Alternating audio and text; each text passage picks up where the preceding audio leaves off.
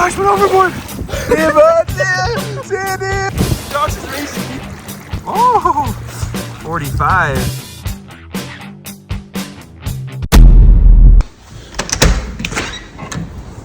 Yes. Welcome to Not a Boat, where I cross the Caribbean of the Rockies on this, an inflatable dock designed for lounging, not boating. Here's how this will work. Step 1, build it. Step 2, test it. And step 3, we're gonna send it. So I've got my cousin Josh here with me. What's up? He's gonna be actually going on the raft with us for our epic journey. You wanna do the raft first? Should we unbox the raft? It's probably like 20 pounds or so. Oh yeah, that's solid. Oh look, we got a rope too. So we can get pulled if we get stranded out there. The original plan was to put 2 camping chairs on it, but as soon as we started to unbox the raft, I realized it was not nearly as big as I thought it was going to be. So we're gonna have to improvise. And look how satisfying that is to inflate. Josh is taking one for the team here. We're getting this thing up to 10 PSI, which seems like that would be like super easy, but with this, it's like hard. At this point, Josh and I were both feeling pretty confident, but we still had to glue all of the mounts so we could have the trolling motor mount to the back of the raft. So I got a 24 volt trolling motor instead of a 12 volt. Okay. So it's like double the power of like a normal one. We've got speed gauge there, we got forward reverse, and we've got this battery gauge here, so we'll be able to see how much battery we have. This thing is solid.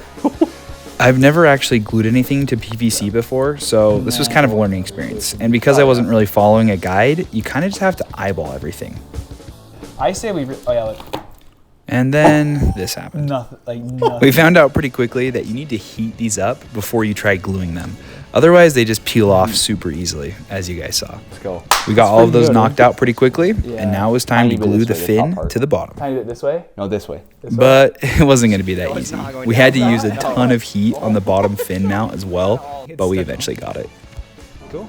Now was the moment of truth. Was the motor even going to work? Yeah, the battery's dead. That's not taking us anywhere.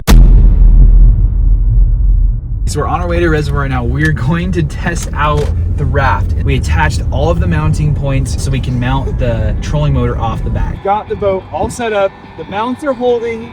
We've got the batteries. We got the trolling motor. We got everything. So, dude, are you ready to try this? Looking nice. Let's do it. I was super excited right here. This was our first open water test, and we had the batteries charged up. Everything was ready to go. So this was the moment of truth. Oh, that's one. Dude, and if you can't already tell, I was super excited. We were moving in the water and everything was working out. Dude, we're flaking out. It felt a lot faster than we were actually going. We were only going like 5 miles per hour, but I was still pretty proud. Oh crap, Josh went overboard.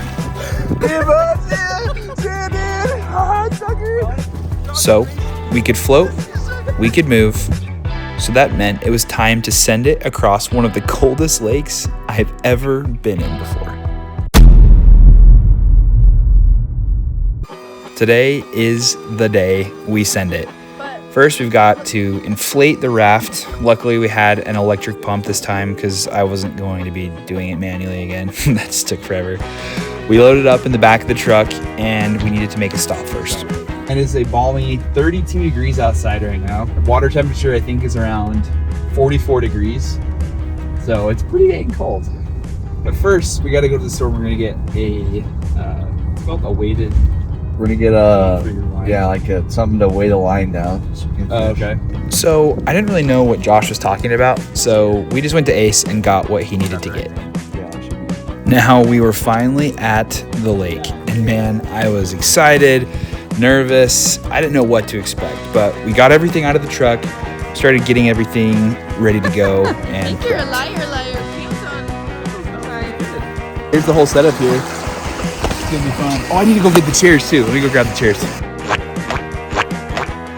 Chairs, batteries. Shout out to these guys for not sponsoring me. Trolling motor, dry bag, drone, snacks, life jackets.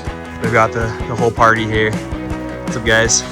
Before we officially set sail, I made sure to put the motor on, tighten it down, put our beautiful raft into the water that was so nice and freezing. This was it. was this going to work? And then we immediately crashed into the rocks in the shallow part of the water. Okay, we are off right now. Josh is trolling off the back. We had kind of a rocky start. No pun intended. We ran over some rocks. The prop feels okay though. But yeah, these chairs are actually really nice. Like, I'm not wet at all. Okay, so we're like a third of the way in, and apparently we're at 75% of battery. Or no, we're not even at 30 yet, dude. Yeah, that's where we're going. It was at this point that I began to question, could the prop be damaged from the rocks and creating a drag that's draining our battery? Are we going to make it across with enough charge? To take my mind off of our battery situation, I decided to see how cold the water was. I brought my handy dandy thermometer just to show you how cold the water is here. Oh, and then I was still freaking out about the battery, so I decided to fly my drone. And then almost flew it into our faces. Okay, look at that. Halfway across. The prop appeared to be fine, but we had decided to slow down our speed in order to conserve energy. And because it was so cold outside, this part really hurt. We were so cold, but there was no one coming to save us. We either had to go slow and be cold to conserve energy, or speed up and risk being stranded in the middle of the lake by ourselves. So we pressed on. A journey that was only supposed to take 1 hour was approaching the 2-hour mark rapidly. But eventually, we made it. My hands and feet have never been more cold in my entire life. But I was so grateful to have made it safely across. I couldn't have done this without the support of my amazing wife. And thanks again to my cousin Josh, who had no idea what he was getting himself into. Welcome to Stewie Doing.